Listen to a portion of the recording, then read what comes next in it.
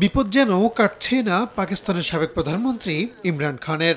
চলতি সপ্তাহে ইসলামী বিধি বহির্ভূত বিবাহ মামলা থেকে মুক্তি পেলেও কারাগার থেকে বের হতে পারেননি তিনি। উল্টো অন্য একটি মামলায় কারাগারের ফটকেই তাকে এবং তার স্ত্রী বুশরা বিবিকে গ্রেপ্তার দেখানো হয়। সেই তোষাখানা মামলায় তাদের দুজনের ৮ দিনের রিমান্ড মঞ্জুর করেছেন আদালত। ইমরান খানের আইনজীবী জহির আব্বাস চৌধুরী বলেন, ইমরান ও বুশরা বিবির ১৪ দিনের রিমান্ড চেয়েছিল ন্যাশনাল অ্যাকাউন্টেবিলিটি ব্যুরো বা এনএবি। আগামী ২২ জুলাই তাদেরকে আদালতে হাজির করতে নির্দেশ দেওয়া হয়েছে।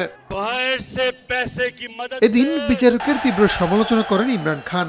তোষাখানা মামলার সঙ্গে স্ত্রী বুশরা বিবির কোনো সম্পর্ক নেই বলে উল্লেখ করেন তিনি। একই সঙ্গে বিচারককে জবাবদিহি করতে হবে বলেও হুঁশিয়ারি করেন ইমরান। নগদের কাছে সব গ্রাহকই প্রিয়, তাই তো সারা দেশে ক্যাশ আউট চার্জ সবচেয়ে কম। গত বছরের আগস্ট থেকে বিভিন্ন মামলায় কারাগারে আছেন পাকিস্তানের সাবেক এই প্রধানমন্ত্রী। গেল জুনে সাইফের মামলায় খালাস পান ইমরান। তবে বেআইনিভাবে রাষ্ট্রীয় উপহার বিক্রি সংক্রান্ত দুটি মামলার একটিতে ১৪ বছর এবং অন্যটিতে ৩ বছরের কারাদণ্ড দেওয়া হয় পিটিআই নেতাকে, যদিও উভয় মামলার সাজা হাইকোর্ট স্থগিত করেছেন।